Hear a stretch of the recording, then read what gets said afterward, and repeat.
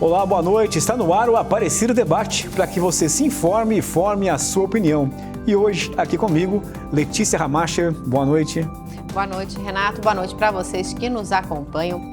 Hoje o programa fala sobre o combate a uma doença que já foi considerada uma sentença de morte. Era assim que as pessoas se sentiam quando descobriam que estavam com AIDS. Mas se nos anos de 1980, quando surgiu a epidemia, era quase impossível resistir com vida ao HIV, nos dias de hoje é raro ouvir falar que alguém faleceu por causa da doença. E são muitos fatores que possibilitaram, ao longo do tempo, que as pessoas com HIV tivessem uma expectativa de vida mais longa e pudessem levar hoje uma vida normal. A começar pela prevenção e, claro, a evolução no tratamento com o uso dos antirretrovirais. O diagnóstico precoce também é fundamental para impedir a evolução da doença e evitar, assim, o surgimento de infecções oportunistas. Apesar dos avanços da ciência, ainda persiste o preconceito e a discriminação com as pessoas infectadas pelo vírus do HIV.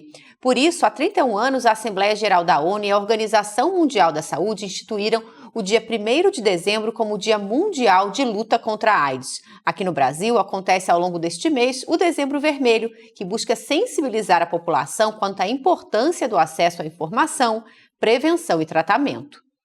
Ao apresentar o relatório A Urgência do Agora, AIDS em uma Encruzilhada, César Nunes, diretor do escritório de Nova York da UNAIDS, afirmou: no final de dezembro de 2023, 30,7 milhões de pessoas estavam acessando o tratamento antirretroviral, o que representa 7,7 milhões a mais do que em 2010, mas ainda aquém de 34 milhões que temos para 2025. Ele destacou que, em termos de novas infecções, houve redução de 60% desde o pico da doença, em 1995.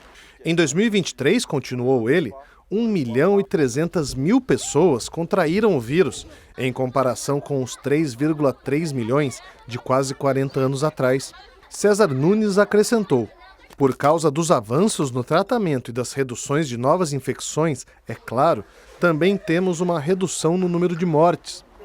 O relatório da ONU reuniu novos dados e estudos de caso que demonstram que as decisões e escolhas políticas tomadas pelos líderes mundiais este ano decidirão o destino de milhões de vidas e se a pandemia mais mortal do mundo será superada. O diretor da UNAIDS disse que a resposta ao HIV está longe de terminar. E mesmo que o mundo consiga acabar com a AIDS como uma ameaça à saúde pública até 2030, mais de 30 milhões de pessoas viverão com o vírus em 2050. Ele alertou que o mundo não está no caminho certo, que as novas infecções globais por HIV não estão diminuindo rápido o suficiente. Segundo César Nunes, em 3 regiões do mundo, em particular, os casos estão aumentando: Europa Oriental e Ásia Central, Oriente Médio e Norte da África e América Latina. Mas ele tem esperança. Citou o acesso às prevenções e tratamentos de ação prolongada, que representam hoje um avanço revolucionário no combate à AIDS. E concluiu: se os líderes seguirem o caminho da solidariedade, seu legado será prevenir milhões de novas infecções, salvar milhões de vidas, garantir vidas saudáveis e plenas para todos que vivem com HIV e manter todos nós seguros. E para começar o nosso debate, conversamos agora via internet com o Veriano Terto, ele que é psicólogo e vice-presidente da ABIA, a Associação Brasileira Interdisciplinar de AIDS. Está aqui com a gente. Veriano, boa noite. Muito obrigado por aceitar o nosso convite. Boa noite, eu é que agradeço o convite de vocês e a oportunidade de estar aqui compartilhando esse momento com o pessoal da TV. Veriano, a ONU diz que estamos atrasados na redução do número de novos casos de AIDS no mundo. E no Brasil, como está esse cenário atualmente? Nós também, no nosso ver, da ABIA, né, e de parte considerável da sociedade civil que trabalha com AIDS no Brasil, nós também estamos atrasados. Continuamos com uma taxa de mortalidade muito alta aqui no Brasil, mais ou menos uns 11 mil casos de morte por AIDS por ano ainda no país, então isso significa, sim, atraso, né? Ainda temos alguns estados do país com taxas consideráveis de transmissão vertical, ou seja, a transmissão do HIV da mãe para o feto, para o filho. E tivemos 40 mil casos novos de AIDS no ano passado. Então, para um país que tem acesso universal aos medicamentos antirretrovirais, esses números que eu coloquei podem estar significando, sim, um atraso do nosso país em relação a esses avanços, né, que, como a reportagem falou, estão tão bem propalados, e para um país que já foi considerado um exemplo, né, uma referência no enfrentamento à AIDS no mundo há algumas décadas. Veriano, muito boa noite. Falando de prevenção de novos casos, o Brasil tem feito um bom trabalho de conscientização ou aí que a gente está, de repente, errando para deixar esses casos aumentarem e a gente deixar de ser exemplo? O Brasil fez um bom trabalho de conscientização e um bom trabalho de controle. Recentemente, nós vimos um relaxamento, né, nas condições de exames de sangue transfundido no Brasil e com casos de HIV. Né? Isso nos acende um sinal amarelo, se não um sinal vermelho, de que estamos falhando no controle do sangue transfundido no Brasil. Quando nós tivemos uma lei e uma conscientização, uma mobilização social muito importante no final dos anos 80, no início dos anos 90, que conseguiu garantir quase que a extinção, quase que a eliminação da transmissão do HIV por via sanguínea, por sangue transfundido. E em 2024 nós vimos esse escândalo recentemente, que repercutiu no país inteiro e em outros países do mundo. Então, isso é uma falha, né, muito importante, que nos chama a atenção para uma resposta que já estava bem estabelecida. Por outro lado, nos anos 90, nós tivemos boas campanhas na TV, campanhas muito sinceras, muito abertas, que abordavam a transmissão sexual, né, que ainda é a via mais importante para a transmissão do HIV. Mais recentemente, por conta de um conservadorismo crescente na sociedade, nós não temos quase mais campanhas, né, principalmente campanhas que possam trabalhar as questões envolvidas, entre elas a sexualidade. Então, isso leva a que a prevenção passe quase que a ser esquecida, né?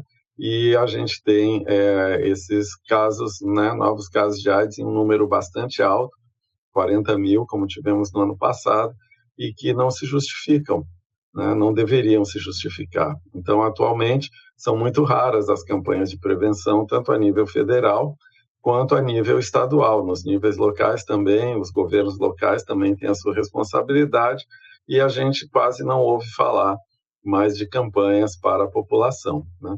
Se a gente entrar em locais onde as chamadas populações-chave, né, as populações, vamos dizer assim, mais afetadas, mais vulneráveis à infecção pelo HIV e DST, a gente não vê mais materiais informativos, cartazes, nada disso que nós vimos no passado. E isso pode levar a uma banalização, a um relaxamento mesmo, né, das informações e, claro, de comportamentos mais preventivos. Veriano, essa conversa, então, ela deve ser mais presente nas diversas camadas da sociedade, justamente para não acontecer o que você falou aí, esquecer essa campanha, ficar esquecida dessas campanhas de conscientização? Sim, claro. Por exemplo, nas escolas. Eu acho que é muito importante, né, que as escolas pudessem trabalhar a informação sobre AIDS, sobre direitos sexuais e reprodutivos ainda com os adolescentes.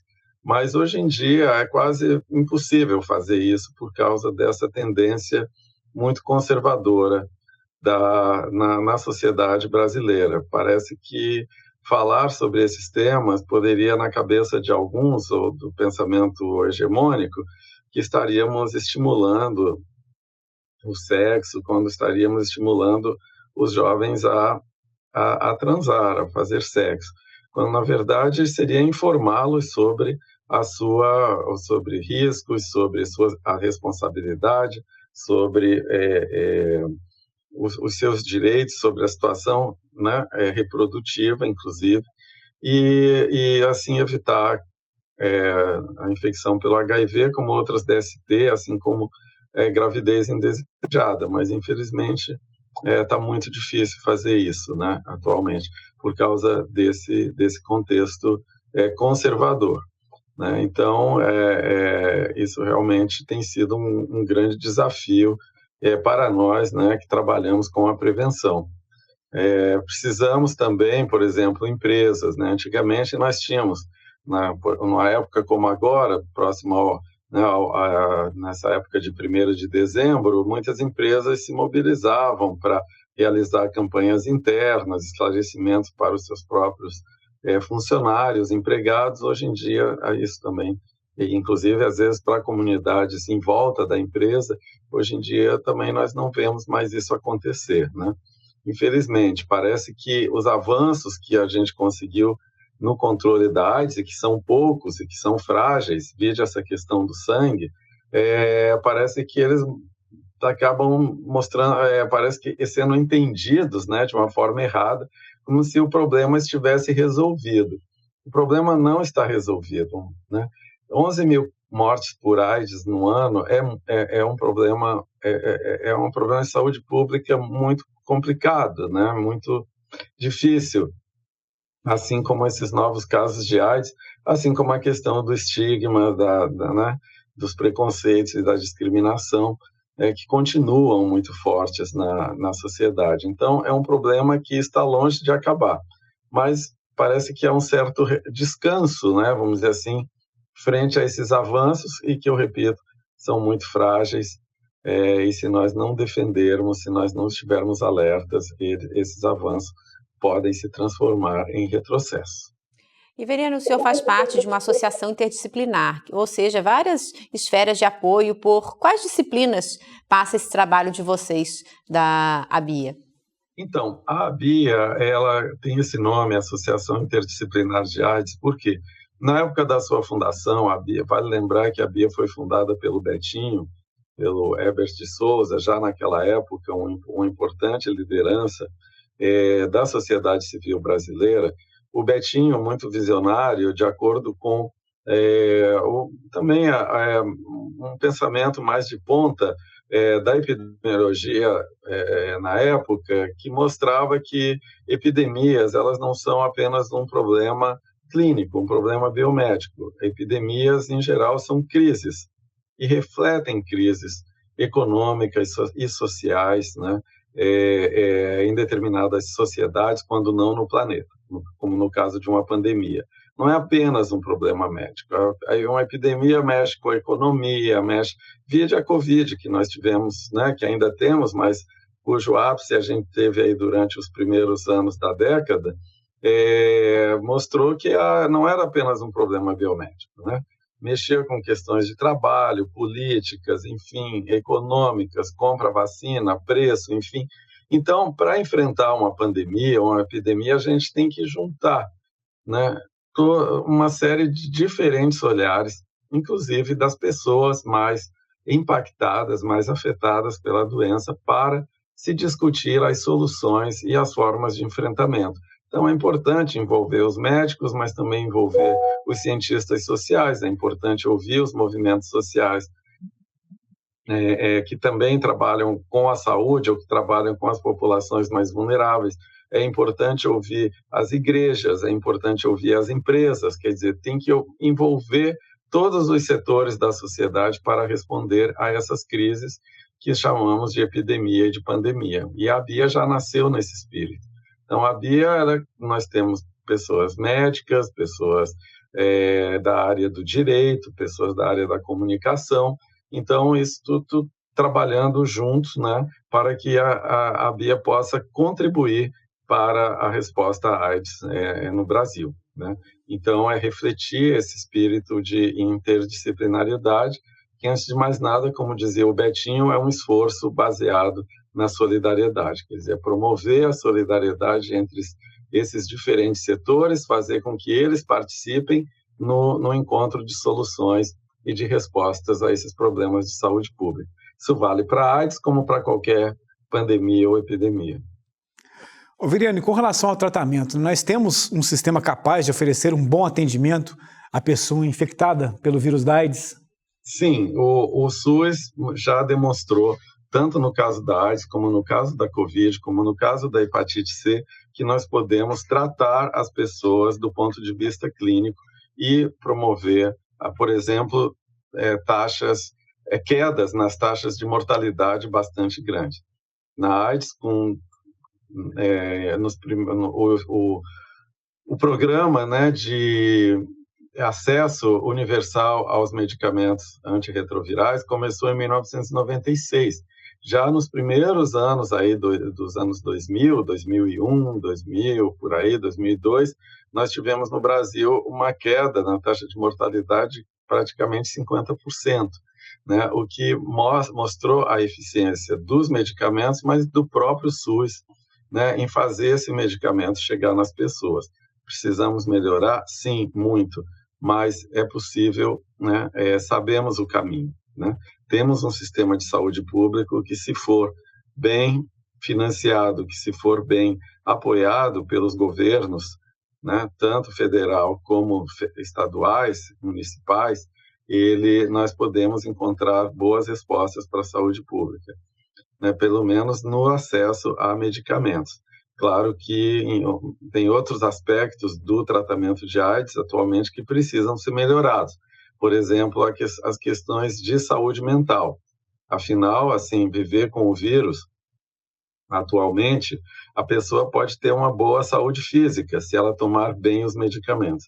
Mas por conta da situação mesmo de estigma, de preconceito e de discriminação, isso leva a muitas pessoas a ter um desgaste emocional, né, psíquico, que prejudica a saúde mental dessas pessoas. E muitas vezes não tem um tratamento, né, adequado para tratar essa angústia, essas dificuldades que significam ainda viver com AIDS no Brasil, que são dificuldades de viver com o estigma, né, de viver com o preconceito e a discriminação. Então, nisso, nós precisamos ainda melhorar consideravelmente. Tá certo, Veriana, a gente gostaria muito de agradecer a sua participação. É um conjunto, né, de medidas, né, não só a questão de medicamentos, mas a psicológica, como que o senhor falou, e principalmente também a prevenção, né? A gente precisa melhorar muito esse trabalho de prevenção para que a gente consiga diminuir esses índices de HIV no Brasil. Muito obrigada pela sua participação, seja sempre bem-vindo à TV Aparecida. Muito obrigado a vocês e muita solidariedade aí. Obrigado. Obrigada, boa noite. Os problemas. Obrigado, boa noite, viu? Olha só, Aparecida Debate faz uma pausa agora e volta daqui a pouco para continuar essa conversa. Estamos de volta com o Aparecida Debate nesta terça-feira, falando sobre a luta contra a AIDS. E nós recebemos agora presencialmente em nossos estúdios a irmã Regina Ferreira de Mello, da Congregação das Irmãs Franciscanas de Cícem, que é responsável pela Casa Sol Nascente em Guaratinguetá, que há 30 anos a Casa Sol Nascente acolhe doentes com AIDS na fase sintomática crônica. São 3 unidades pelo Brasil. Além de Guaratinguetá, há casas em Lagoinha, no interior de São Paulo, e em Fortaleza, no Ceará. Irmã, muito obrigado por aceitar o nosso convite aqui. Muito boa noite. Boa noite. Pois é, irmã, vimos aí que apesar da queda, né, o Brasil ainda está abaixo do desejado quando falamos de controlar a carga viral. Esse é um desafio que vocês também enfrentam na Casa Sol Nascente? Olha, com a graça de Deus, nós não enfrentamos esse desafio. Por quê? Os pacientes recebem um tratamento correspondente àquilo que eles são, né?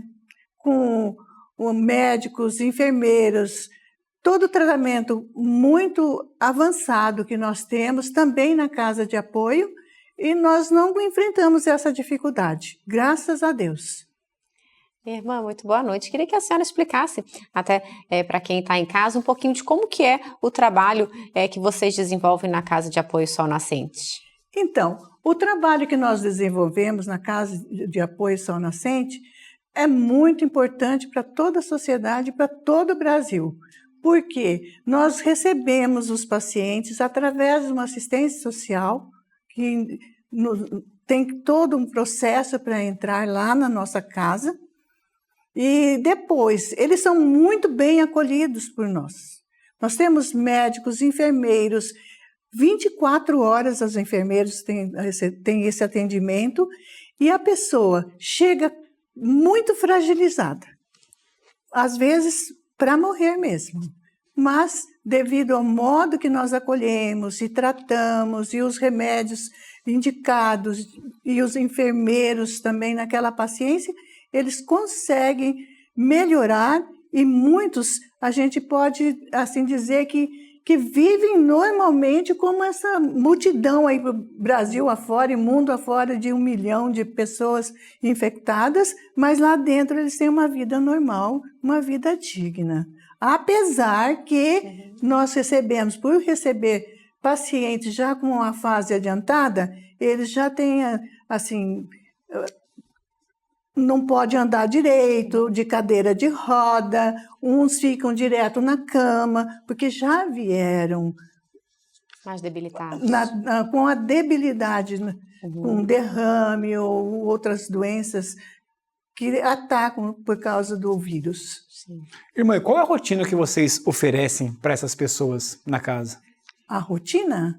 Então, nós acolhemos os nossos pacientes e lá na nossa casa eles formam uma comunidade. Na bem verdade, é uma comunidade. A gente insiste muito com a espiritualidade, porque sem espiritualidade a gente não conseguiria aquilo que nós temos na nossa casa. Quando você entra na casa, você percebe a alegria dos pacientes, felizes, contam as experiências deles e falam como que eles chegaram ali e como eles estão ali agora. E amam a casa, porque são bem recebidos, tem a comida na hora certa, tem a medicação na hora certa. Então, eles têm um horário para levantar, tem o banho, tem a medicação. E todos os dias, às 8 horas, é o horário da espiritualidade. Ou é a reza do terço, partilha do evangelho, ou a Santa Missa. Faz a diferença. É uma comunidade, a gente costuma falar, comunidade da esperança, porque eles são felizes ali conosco. E vocês também têm terapias com eles? Nós temos a terapia ocupacional, temos fisioterapia, temos a psicóloga, depois nós temos o médico que dá o atendimento para nós na casa de 15 em 15 dias, mas se no momento de uma necessidade, liga e ele está pronto para nos atender. Se é um caso mais grave, chama o SAMU, a Santa Casa também está aberta para nos acolher os nossos necessitados no momento. E a senhora falou que geralmente eles chegam por meio da assistência social. E são só pacientes de Guaratinguetá ou não? Não. Nós acolhemos pacientes do Brasil inteiro. Nós temos uma lá que veio de Manaus. Ela não nasceu em Manaus, ela é carioca, mas foi para Manaus com 3 anos de idade. Então, praticamente, cresceu lá, né? Temos da Bahia, temos de São Paulo, temos de Guaratinguetá mesmo, temos de São José dos Campos, temos também. De várias partes do país. E Taubaté. Irmã, por que esse acolhimento que vocês oferecem é tão difícil de ser encontrado no restante do país? Olha, é muito difícil encontrar um bom tratamento, devido às grandes dificuldades que o país passa também, né? Porque para manter uma casa que nós temos ali no porte que nós temos, é muito caro, caríssimo. Uma folha de pagamento alto. Vivemos de doações. Temos alguns projetos pequenos do governo, o SUS, que é muito pequeno também, né? Então, para a gente manter uma casa dessa, com o nível que nós temos, é difícil. Exige muito trabalho, muita dedicação, muito amor e muito carinho. E eu costumo falar para os nossos funcionários, né, que somos funcionários, temos o salário, mas que antes de sermos funcionários, nós somos missionários. que nós trabalhamos com pessoas e não com número e não com massa. Então, a acolhida faz a diferença. A espiritualidade também. Com certeza, porque tem todo um carinho também para tratar com as pessoas que já estão num momento debilitado da vida. Isso, perfeito.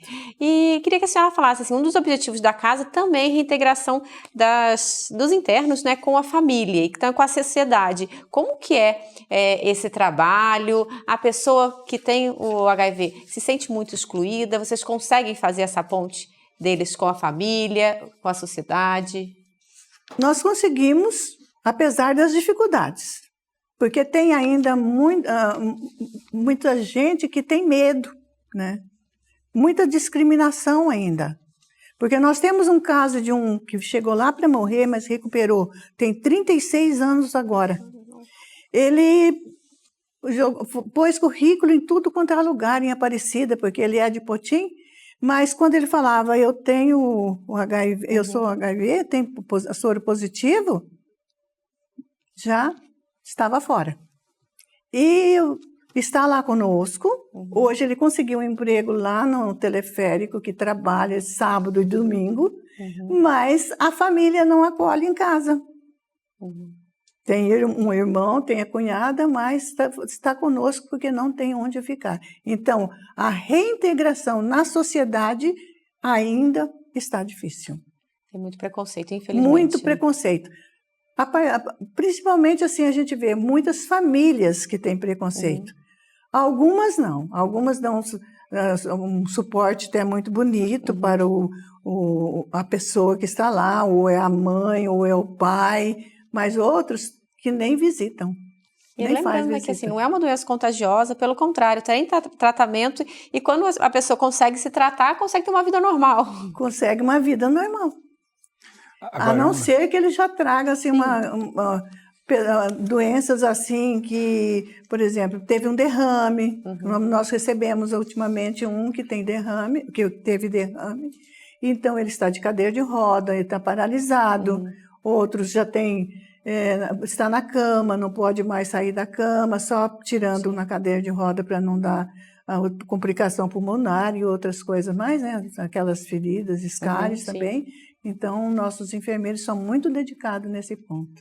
Irmã, vocês recebem até pessoas já com estágio avançado da doença, né? Isso. Mas fazer o doente reconhecer que ele está com AIDS também é uma tarefa desafiadora? É uma tarefa.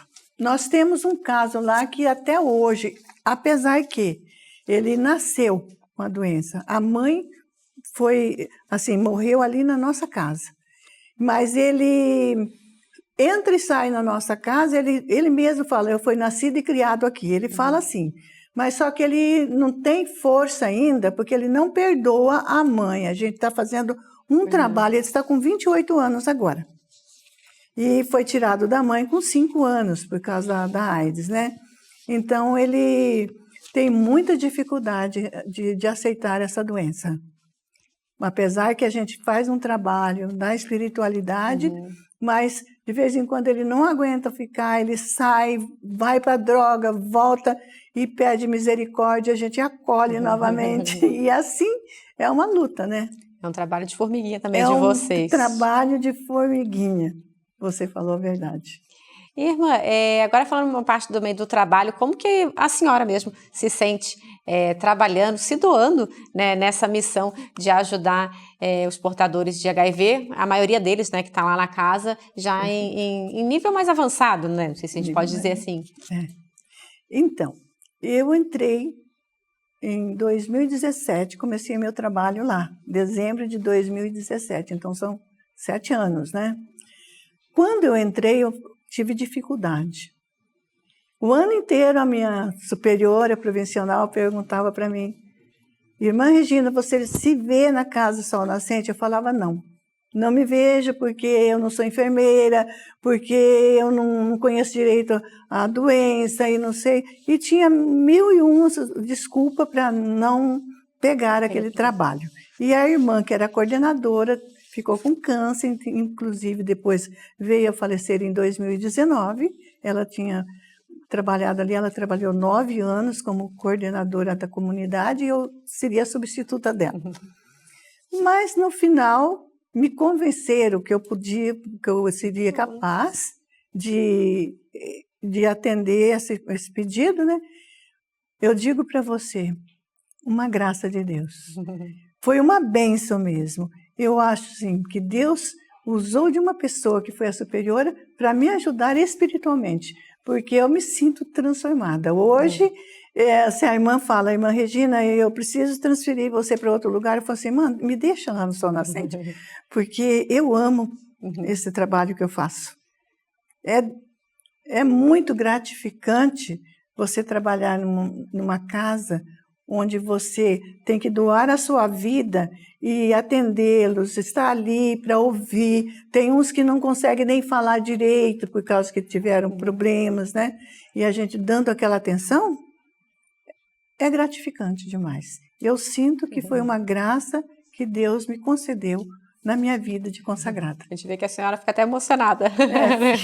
Fica emocionada, sim. E hoje, então, segue à frente da casa, coordenando os trabalhos. Sim. Hoje vocês têm, a senhora estava falando, são 18 pessoas que vocês atendem? Sim, e vamos aumentar para 21, se Deus quiser. Bacana. Porque tem dois tipos, tem o paciente tipo 2 e tipo 1. O 2 é o que nós atendemos hoje, que tem mesmo, foi na fase adiantada, são totalmente dependentes. Até banho, às vezes comida na boca. E tem o tipo 1, que são pessoas que têm o vírus, mas está controlado, e ele pode sair, trabalhar e ter um lugar para retornar na casa. Esse que nós temos. Já temos esse que eu disse, o de 28 anos, que ainda não deu certo o trabalho porque ele caiu na droga, mas tem o outro de Potim, que começou e está dando certo agora.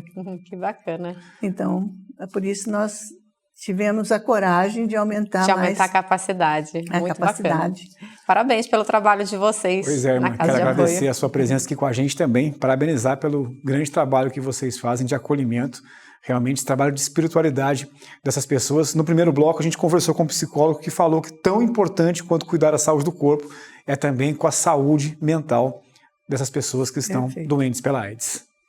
Muito obrigada pela participação. Seja sempre bem-vinda aqui à TV Aparecida. Não sei como que foi. Não? Irmã, foi ótimo. Muito obrigado, viu, pela presença aqui com a gente. Vamos para o intervalo e já voltamos para falar mais, então, sobre o combate à luta contra a AIDS. Estamos de volta com o Aparecida Debate, que hoje destaca a luta contra o HIV e a AIDS. Neste último bloco, a gente vai conhecer um pouco sobre o trabalho da Igreja e, para nortear a atuação, então, da Igreja no Brasil, a Conferência Nacional dos Bispos do Brasil possui a Pastoral da AIDS. E quem fala mais sobre esse assunto com a gente é o Frei José Bernardi, que é secretário executivo da Pastoral da AIDS no Rio Grande do Sul. Muito boa noite, Frei. Seja bem-vindo ao Aparecida Debate. Boa noite, Letícia. Boa noite, Renato.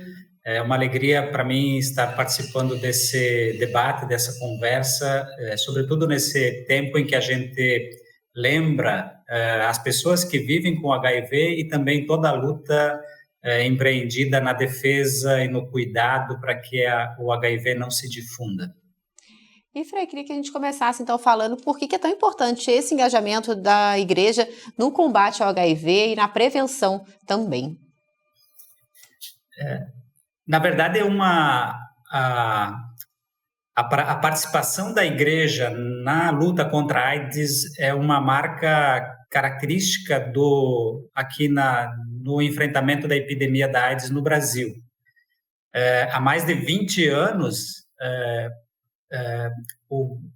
as autoridades públicas, os responsáveis pelo controle da epidemia, solicitaram que a Igreja também participasse, porque a Igreja sempre teve uma palavra confiável, sempre teve uma palavra, vamos dizer assim, que dava autoridade. Então, todos os movimentos, os profissionais de saúde também provocaram a Igreja nesse sentido de participar, vamos dizer assim, do enfrentamento da epidemia da AIDS. não só cuidando das pessoas infectadas, mas também promovendo a educação, orientação, para que a cadeia de transmissão do vírus fosse bloqueada. Então, desde 1999, tem essa participação da igreja no movimento de AIDS, no movimento, vamos dizer assim, associada com os profissionais de saúde, com os entes governamentais nas 3 esferas, né, de governo, tanto a nível federal quanto estadual e também em nível municipal. Por conta exatamente dessa capacidade, dessa capilaridade também que a igreja tem de estar presente em todos os territórios, em todo o território nacional, e muitas vezes os próprios serviços de saúde tinham dificuldade de ter essa presença em todos os espaços, em todos os ambientes também do Brasil. Então, nesse sentido, a CNBB aceitou o desafio, vamos dizer assim, proposto e a provocação, vamos dizer assim, do Ministério da Saúde na época, e com base também na solicitação de algumas pessoas que viviam com HIV, que percebiam também, então, a importância da igreja participar dessa luta, dela estar envolvida, vamos dizer assim, nesse enfrentamento. Então, a provocação veio de 2 lados. De um lado, pessoas vivendo com HIV, católicos vivendo com HIV, que muitas vezes não sentiam a participação da igreja nesse campo, e do outro lado também as autoridades da saúde no Brasil, que perceberam que a igreja tinha um potencial que poderia ser explorado e que poderia colaborar, então, com o enfrentamento da epidemia da AIDS no Brasil. E, nesse sentido, então, foi que começou com a criação de uma comissão técnica dentro da Pastoral da Saúde, e depois foi evoluindo, e a gente percebeu que alguns temas, algumas questões que o HIV faz interface, era preciso ter uma pastoral específica, e por isso que foi criada essa pastoral específica, como o Pastoral da AIDS, não é? Que vem caminhando já há mais de 20 anos e que vai se estabelecendo, especialmente nas áreas mais onde a população é mais vulnerável, onde a presença, vamos dizer assim, do próprio Estado e do serviço de saúde é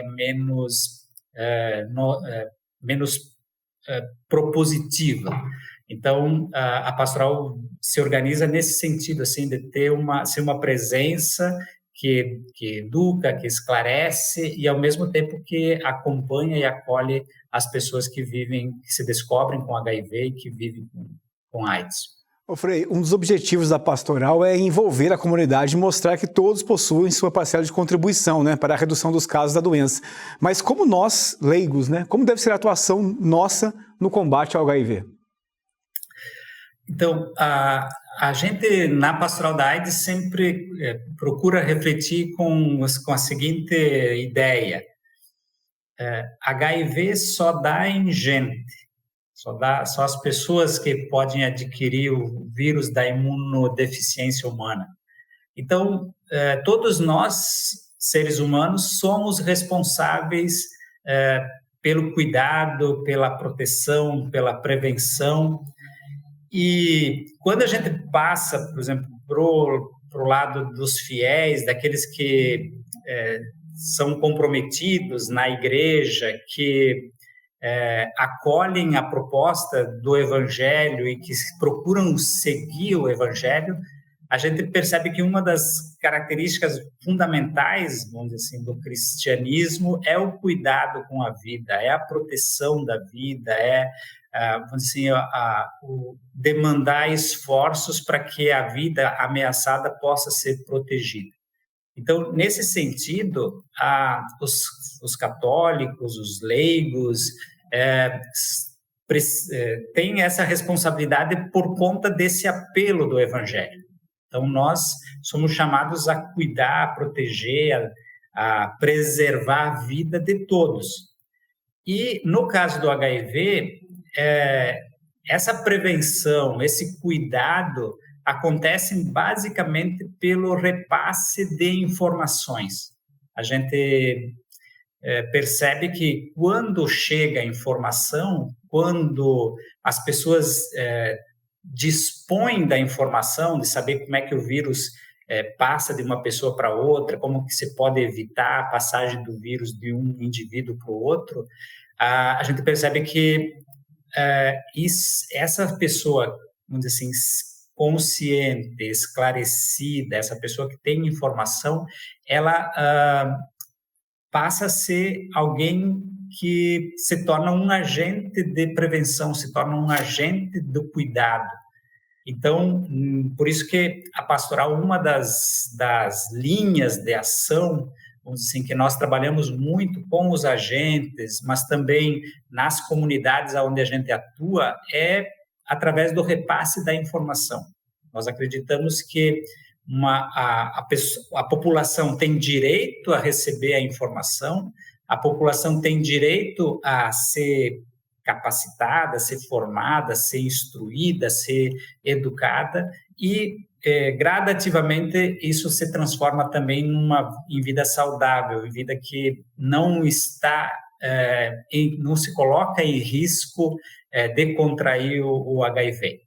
Então, nesse sentido, do lado da prevenção, eu creio que nós, cristãos, católicos, temos esse compromisso, né, de cuidar da vida, de zelar para que a vida seja preservada, e a forma como nós, especialmente dentro da pastoral, nos servimos para isso é através da educação, através dos processos de esclarecimento, para que a pessoa, consciente da sua situação, consciente da sua vulnerabilidade, possa, então, ter um estilo de vida, uma forma de viver que seja proteção contra o vírus.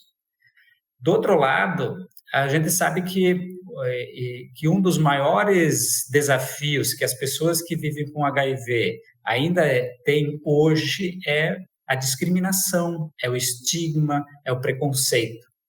Então, se de um lado a gente tem o dever de cuidar da vida e impedir que o vírus se transmita, de outro lado a gente também tem o compromisso da acolhida, do cuidado, do acompanhamento e da superação do preconceito e da discriminação com aquelas pessoas que têm o vírus, que se descobrem com o vírus.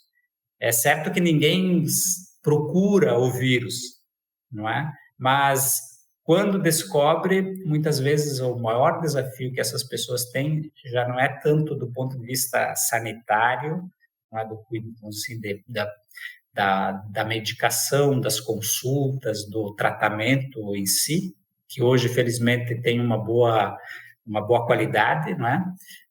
Mas é exatamente ser capaz de viver numa sociedade que discrimina, que exclui por ser alguém que é portador de uma doença, que é portador de um vírus. Com certeza, enfrentar esse preconceito é um dos grandes desafios atualmente, né? Já que o tratamento, a gente sabe que quem faz ele certinho, né, tem aí uma vida normal, desde que não tenha outras comorbidades. E, Frei, o Papa Francisco sempre fala da gente viver uma igreja em saída. Nesse caso, como que as comunidades que estão nos acompanhando podem atuar não só para ajudar a reduzir os casos da doença, na prevenção, mas justamente por acolhimento àqueles portadores do vírus, né? Como que, de repente, ultrapassar esse preconceito que muitas vezes a gente tem quando uma pessoa fala que é soropositivo, tanto que muitas vezes a gente nem conhece, não sabe que as pessoas têm e estão no nosso convívio. Sim, eu acho que uma das formas, vamos dizer assim, que a gente pode manifestar esse desejo do Papa de uma igreja em saída é exatamente essa capacidade de ir ao encontro daquelas pessoas que estão em situação de vulnerabilidade, naquelas populações que são menos respeitadas e menos protegidas nos seus direitos, nas suas, assim, na sua cidadania como tal. Então, a igreja, os agentes da pastoral, quem atua nas comunidades, vamos dizer, ir ao encontro dessas situações e marcar uma presença amorosa, uma presença que acolhe, uma presença que fica junto e que, como eu disse primeiro, que não discrimina, que não marginaliza, seja pela situação que a pessoa vive, seja quando está, vamos dizer assim, afetada pelo HIV. Então, me parece que a igreja em saída se concretiza exatamente quando a gente consegue ir ao encontro dessas situações que eu digo que tem um rosto concreto, que tem uma vida atrás, não é? No sentido assim de que a gente não está falando de situações mirabolantes, mas de espaços, de situações que cada igreja, cada comunidade tem muito próximo de si, no sentido assim, então, de ser essa ida que cuida, que acompanha, que acolhe, as mais diversas situações. Claro, às vezes são situações que a gente não está acostumado, vamos dizer assim, no sentido de que as populações mais vulneráveis são exatamente aquelas populações que estão mais à margem, estão mais fora, vamos dizer assim, do convívio, seja das nossas comunidades, mas também do convívio da sociedade como um todo. Então, é preciso um esforço para romper também essa barreira de não ter medo, de não ter receio de estar entre aqueles que estão à margem, que são marginalizados. E muitas vezes a marginalização acontece exatamente por conta do vírus, por conta da pessoa se descobrir com uma doença que, num determinado momento da vida, ela adquiriu e que vai viver com ela para sempre. Não é? Acho que esse talvez seja o drama maior, não é, de a gente acompanhar as pessoas com HIV, porque até agora, pelo que a gente ainda não evoluiu a ponto da cura.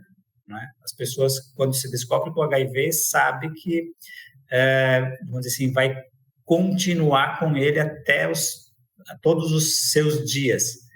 E, claro, com a medicação, como a senhora falou, já produz uma qualidade boa de vida, não é? Já não tem mais aquele quadro das pessoas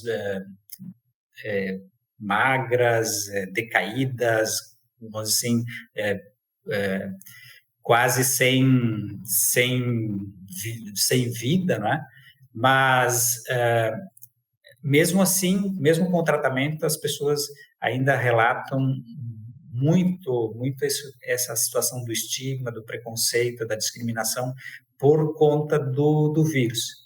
Claro, já se progrediu muito nesse sentido, mas ainda aquelas populações mais vulneráveis, mais pobres, com menos escolaridade, no nosso caso no Brasil, as pessoas de raça negra ou parda ainda são os grupos que se apresentam com maior vulnerabilidade e, consequentemente, são mais marginalizadas e têm menos acesso também aos serviços de saúde, têm menos acesso às informações, têm menos acesso aos insumos de prevenção. Então, eu acho que esse público que precisa, não é, ter esse olhar carinhoso da igreja, tanto para a acolhida quanto para o encontro, né? No sentido de que uma pessoa que é acolhida, uma pessoa que é escutada, ela tem uma vida, tem uma dignidade reconhecida e, com isso, também tem possibilidade de avançar e de crescer como ser humano e apesar da doença, continuar vivendo com dignidade. Frei José Bernardi, nosso tempo infelizmente já está acabando. Quero agradecer a sua presença aqui com a gente. Uma boa noite e obrigado por ter aceitado o nosso convite. Uma boa noite, muito obrigado pela oportunidade e desejo que o vosso trabalho siga sempre ajudando também as comunidades em todo o Brasil. Com certeza, e que mais pessoas possam também fazer parte, né, da pastoral. Muito obrigada, Frei, pela sua participação. Uma boa noite. Boa noite. E assim encerramos o Aparecida Debate de hoje. Reveja esse e outros programas no canal da TV Aparecida no YouTube e também no nosso Instagram, @jornalismo TV Aparecida. Além das notícias e os bastidores da programação, você também pode sugerir temas para a gente debater aqui todas as terças-feiras. Gente, boa noite. Muito obrigado pela presença aqui com a gente. Até a próxima. Boa noite.